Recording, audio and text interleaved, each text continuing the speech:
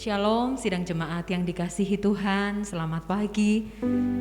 Untuk sidang jemaat yang berada di rumah mengikuti ibadah secara online pada pagi hari ini, kita mengucap syukur kepada Tuhan karena kebaikannya semata kita boleh ada di tempat ini. Kalau kita boleh ada, itu semua karena kebaikan Tuhan, perkenanan Tuhan bagi hidup kita. Pagi hari ini kita mau datang kepada Tuhan mengucap syukur untuk segala berkat-Nya yang tidak pernah habis, pertolongannya dalam hidup kita. Kita percaya Dia Allah yang setia. Kita mau datang dalam hadirat Tuhan. Terima kasih Tuhan. Terima kasih Yesus. Terima kasih Tuhan.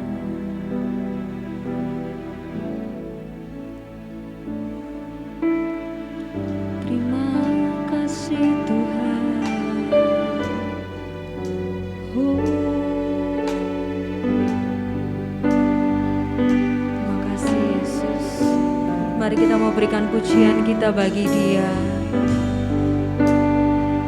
Kita mengucap syukur untuk kebaikan Tuhan.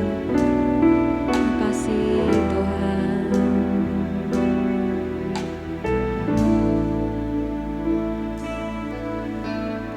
Cari wajah-Mu, temukan kasih. Kau bukan Tuhan yang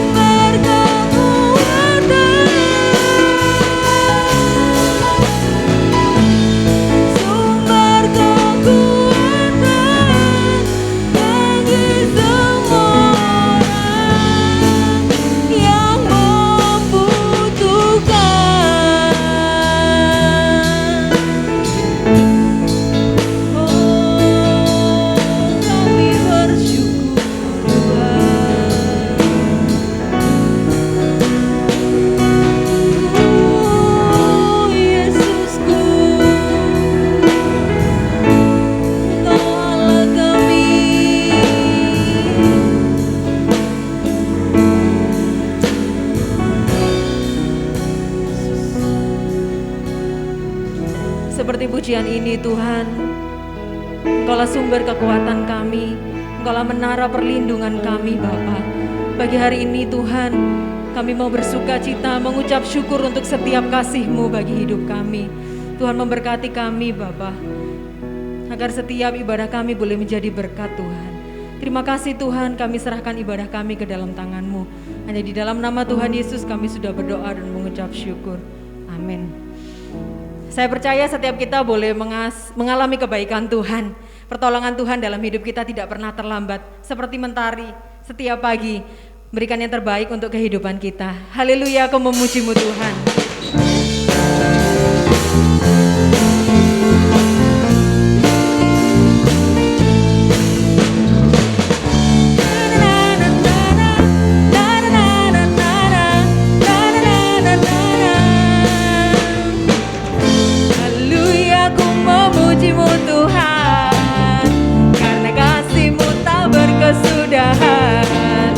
Biar yang bernafas memuji Sang Raja.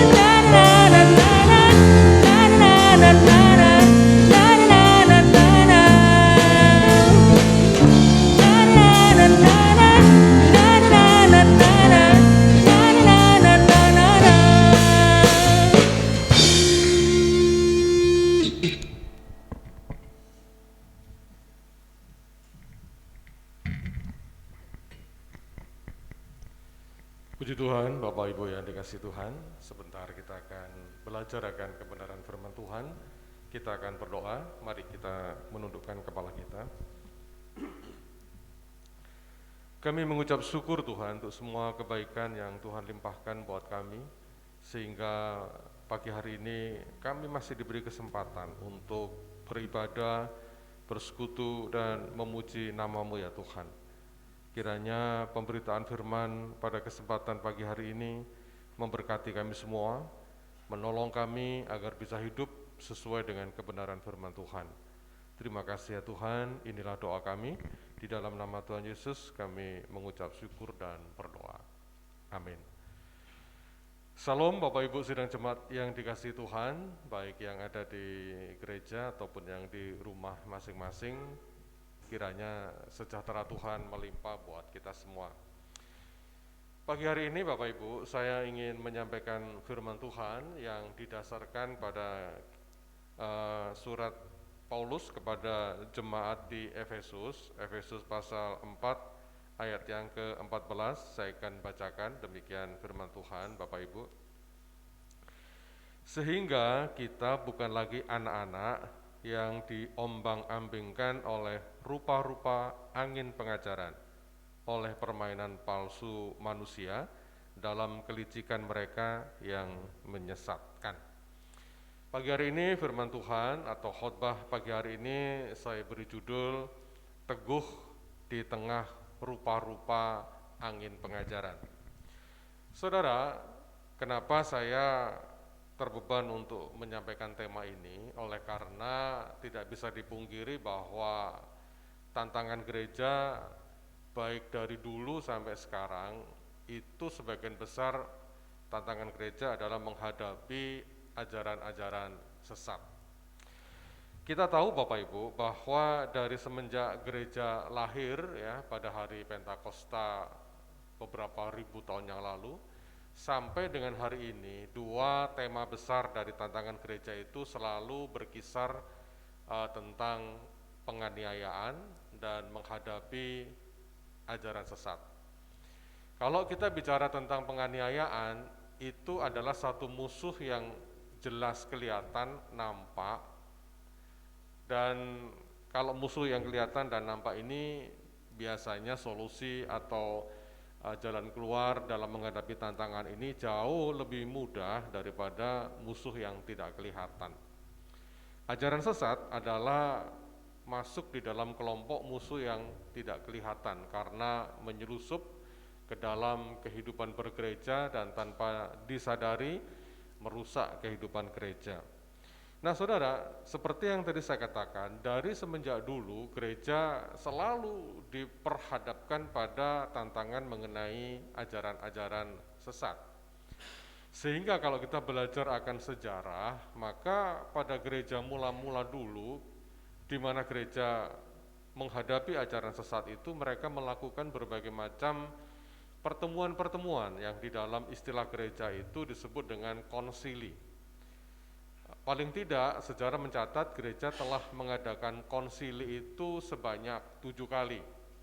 Dari konsili Nikea pertama, kemudian konsili-konsili berikut, dan kemudian diakhiri dengan konsili Nikea yang kedua, di mana konsili Nikea itu yang pertama diperkirakan dilaksanakan pada tahun 325 Masehi, dan kemudian konsili yang terakhir itu tahun 789. Pada masa itu ajaran sesat yang sangat mengancam keberadaan gereja di dalam konteks pemahaman yang sehat itu adalah ajaran yang disebut dengan gnostis atau gnostik. Ajaran gnostik ini intinya adalah yang pertama, ajaran gnostik ini memiliki pemahaman bahwa alam semesta ini dibagi dua, ada dualisme, yaitu alam roh dan alam jasmani. Alam jasmani itu jahat, alam roh itu baik. Sehingga semua hal yang terkait di dalam kehidupan manusia ini, semua ketika dilakukan di dalam tubuh yang jasmani ini, semua itu berkonotasi sesuatu yang jahat. Sedangkan yang bicara mengenai roh itu sesuatu yang baik. Ada pemilahan dan jelas ini tidak sesuai dengan kebenaran firman Tuhan. Kehidupan jasmani kita pun sebetulnya dan seharusnya bisa melakukan perbuatan-perbuatan yang baik, tidak hanya yang jahat.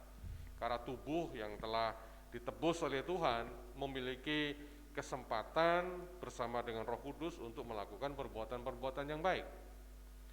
Yang kedua, ajaran gnostik ini mengajarkan bahwa keselamatan itu tidak didapat dari Tuhan Yesus, tetapi keselamatan itu didapat dari orang-orang yang memiliki pengetahuan hal-hal yang bersifat mistik, pengetahuan yang bersifat supranatural, sehingga orang yang memiliki pengetahuan-pengetahuan yang mistik seperti itu, merekalah yang bisa mendapatkan keselamatan. Nah, apakah gnostik itu hari ini tidak ada? Sampai hari ini ada. Gnostik sampai hari ini mengambil bentuk, mengambil rupa dengan berbagai macam ajaran-ajaran yang baru. Yang paling terkenal sekarang ini adalah misalkan kita kalau pernah mendengar ada ajaran yang namanya New Age Movement, gerakan zaman baru. Sebetulnya itu adalah model-model gnostik yang dengan kemasan yang baru, dengan bungkus yang baru, tapi sebetulnya idenya lama. Dan ini banyak tersebar di mana-mana, yang mengatakan bahwa kebenaran Alkitab itu tidak bisa menyelamatkanlah dan macam-macam. Dan kalau saudara cukup buka di Google, ya, di media sosial, kita akan menemukan banyak sekali ajaran-ajaran yang menyesatkan. Kebanyakan yang disesatkan itu adalah orang-orang yang tidak paham kebenaran Alkitab dengan sungguh-sungguh. Misalkan contoh, Ada kekristenan yang mengajarkan bahwa kita tidak perlu lagi berdoa untuk minta ampun kepada Tuhan. Pengampunan dosa itu tidak perlu. Kenapa? Karena semua dosa kita sudah diampuni, baik yang masa lalu, saat ini, masa depan, semua sudah diampuni Tuhan, sehingga tidak perlu lagi minta pengampunan dosa. Dan ini ajaran yang betul-betul tidak benar dan menyelenceng dari kebenaran firman Tuhan. Bukankah Tuhan Yesus pernah berkata di dalam ajarannya di dalam doa Bapa kami, setiap hari doa Bapa kami diajarkan oleh Tuhan Yesus dengan satu kalimat yang mengatakan, Tuhan ampunilah dosa kami pada hari ini atau dosa kami setiap saat dan sebagainya. Nah, ini yang seringkali tidak disadari oleh jemaat, khususnya gereja-gereja yang tidak mampu membendung ajaran sesat seperti ini. Belum lagi ada ajaran yang mengatakan bahwa semua kebenaran Alkitab itu sifatnya adalah metafora, sifatnya adalah halusinasi, sifatnya adalah fantasi, imajinasi dan sebagainya.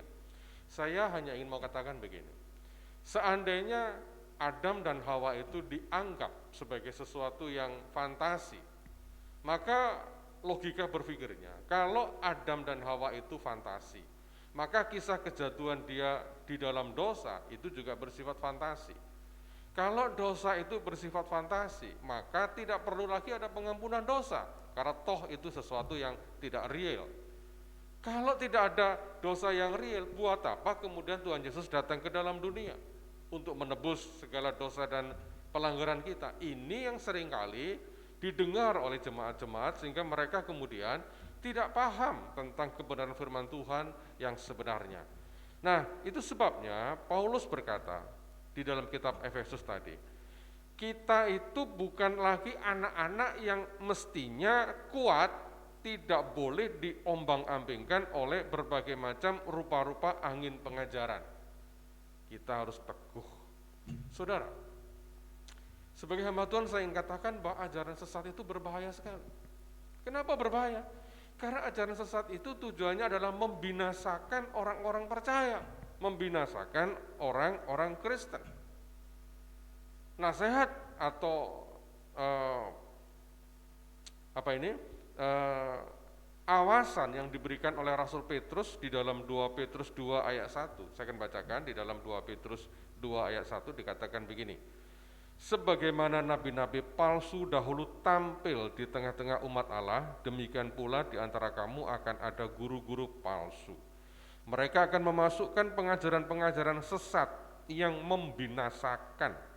Bahkan mereka akan menyangkal penguasa yang telah menebus mereka, dan dengan jalan demikian segera mendatangkan kebinasaan atas diri mereka. Jadi Alkitab dengan jelas mengatakan, kalaupun kita sebagai orang Kristen yang disebut sebagai orang percaya, tetapi ketika kita bisa dibelokkan iman kita oleh pengajaran-pengajaran sesat itu, Alkitab katakan engkau pun akan mengalami kebinasaan. Engkau tidak lagi mendapatkan kehidupan keselamatan yang daripada Tuhan. Dan yang mengerikan adalah orang-orang yang telah dibelokkan, diserongkan dari kebenaran firman Tuhan, mereka itu biasanya memiliki tindakan yang militan, tindakan yang ofensif untuk merekrut orang-orang benar itu ke dalam komunitas mereka untuk sama-sama diajak di dalam kesesatan mereka. Kenapa? Karena penyesatan ini jelas bukan oleh karena ide manusia, itu adalah oleh karena kuasa kegelapan. Kenapa orang-orang yang disesatkan ini kalau sudah masuk dalam penyesatan itu sulit untuk keluar? Alkitab kembali berkata, karena mereka matanya dibutakan oleh ilah zaman sekarang. Artinya orang yang disesatkan itu otak, pikirannya, cara dia melihat, semuanya itu sudah disesatkan oleh ilah, oleh iblis zaman sekarang. Berbahaya sekali. Itu sebabnya Bapak Ibu sidang jemaat yang dikasihi, ya, jemaat GKB Philadelphia, hati-hati terhadap berita-berita Injil yang tidak didasarkan pada kebenaran Alkitab. Kenapa?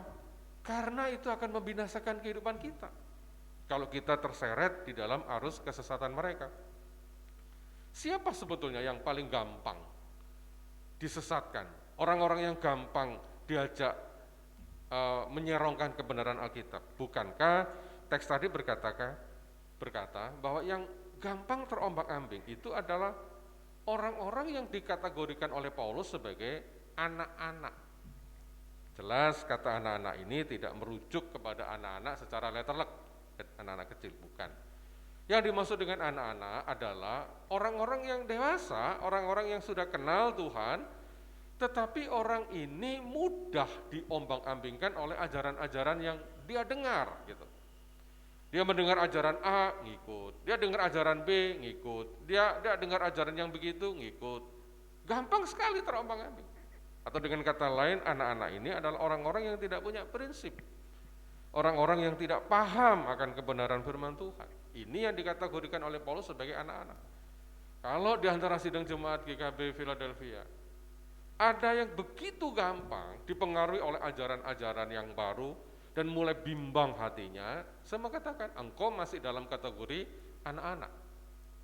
Apalagi sekarang dengan dunia internet yang begitu luas, kita gampang sekali mencari ajaran-ajaran di berbagai macam belahan dunia.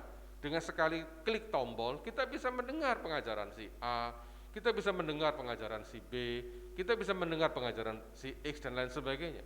Dan ketika kita mulai terbimbang oleh ajaran-ajaran itu, maka Paulus katakan, engkau masih dalam kategori anak-anak. Orang dewasa adalah orang yang punya prinsip. Prinsip apa? Prinsip kebenaran firman Tuhan. Itu sebabnya mungkin muncul pertanyaan di dalam pikiran kita. Kalau begitu Pak, bagaimana supaya kita terhindar dari ajaran-ajaran sesat?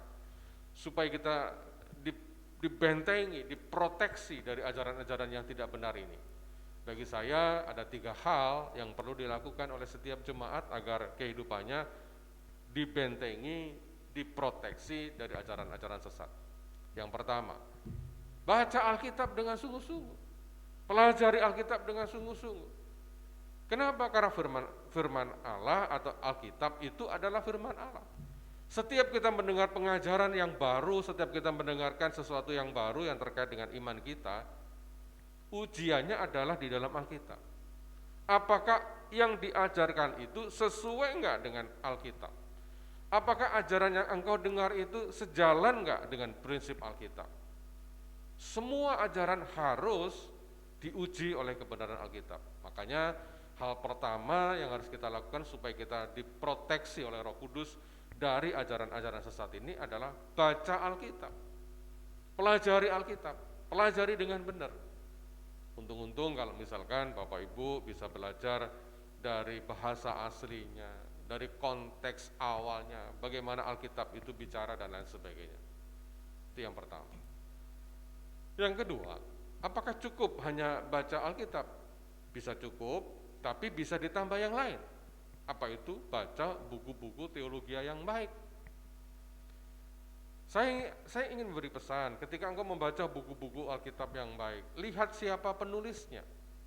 Apakah penulisnya ini seseorang yang memang memiliki latar belakang akademi teologi yang baik atau bukan? Jangan sampai kita terpengaruh dengan ajaran-ajaran yang aneh-aneh, misalkan ada diajak perjalanan ke neraka. Ada hamba Tuhan yang mengajarkan melakukan trip ke neraka.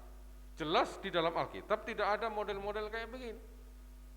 Itu sebabnya baca buku-buku teologi yang baik, buku-buku teologi yang sehat, buku-buku teologi yang memang dasar Alkitabnya itu kuat.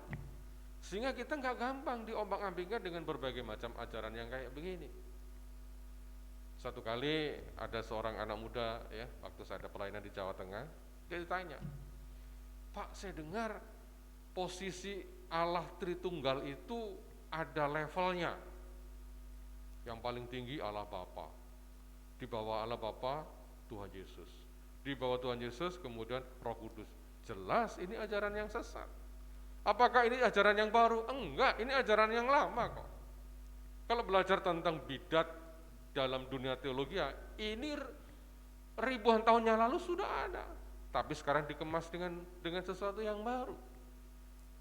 Nah, kita harus menguji ya semua ajaran itu dalam kebenaran Alkitab. Kesesatan-kesesatan seperti itu pasti akan kita temukan ya ketika kita mendengar ajaran itu dan nggak cocok dengan Alkitab, pasti itu sesat. Makanya yang kedua adalah belajar dari buku-buku teologi yang baik. Nah, pertanyaan mungkin begini, Pak, saya nggak sempat untuk belajar. Apa yang harus lakukan? Nah, langkah yang ketiga adalah tanyakan kepada hamba-hamba Tuhan yang memang memiliki kredibilitas yang baik di dalam pelayanan, punya integritas, punya latar pendidikan yang baik. Saudara, saya hanya ingin katakan begini, di kaum muslim itu saja para pendakwah harus ada sertifikasi, sehingga dia dikatakan pendakwah yang baik apa enggak, itu harus lulus sertifikasi. Nah, di dalam kehidupan gereja mestinya para pengajar, para hamba Tuhan juga ada sertifikasi yang kayak begini. Sehingga apa yang diajarkan itu kredibel, dapat dipercaya, dan memang benar gitu loh. Enggak asal-asalan. Asal terkenal, terus khotbah, asal terkenal, terus kemudian ngajarin gereja, asal punya duit ngajarin. Ini yang membuat gereja menjadi nggak bisa menghadapi ajaran-ajaran sesat. Nah, itu sebabnya ketika hari ini kita bicara tentang satu tema teguh di tengah rupa-rupa angin pengajaran. Pesan saya sebagai pelayan Tuhan, ketika kita menerima berbagai macam pengajaran, uji ajaran-ajaran itu dengan Alkitab. Yang kedua, mari saya ajak sidang jemaat untuk mulai mau belajar, baca buku-buku kekristenan, buku-buku teologi yang baik. Dan yang ketiga, kalau engkau menemukan hal-hal yang aneh, hal-hal yang tidak engkau mengerti tentang kebenaran-kebenaran firman Tuhan, tanyakan kepada hamba-hamba Tuhan yang memang memiliki kredibilitas dan integritas yang baik. Bukan asal bertanya kepada orang yang sama-sama nggak tahu. Nanti jangan-jangan seperti ada pepatah, orang buta menuntun orang buta. Kiranya apa yang kita pelajari hari ini menjadi berkat buat kita semua, dan kita semua jemaat GKB Philadelphia adalah orang-orang yang teguh di tengah rupa-rupa pengajaran. Saya undang tim musik untuk mempersiapkan diri. Kita akan berdoa untuk firman Tuhan. Kami mengucap syukur ya Tuhan untuk semua kasih setia yang Kau limpahkan buat kami. Kiranya kebenaran firman Tuhan yang kami dengar pada pagi hari ini menolong kami untuk semakin kuat di dalam Tuhan, untuk semakin teguh di tengah-tengah ajaran rupa-rupa angin pengajaran yang kadangkala merusak iman kami. Terima kasih ya Tuhan, terima kasih. Inilah doa kami ya Tuhan. Haleluya.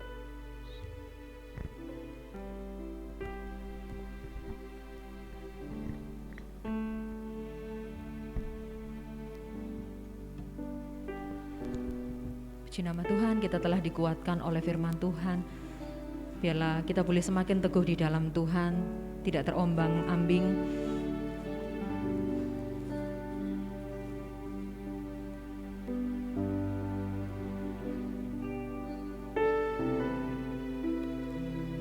Sebab Engkau yang layak kami puji Tuhan, hanya Engkau Yesus.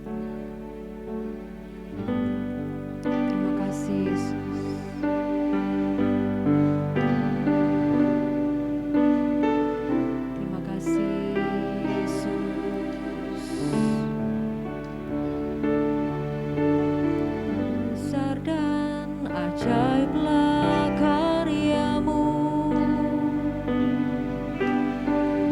Adil dan benarlah jalan-Mu.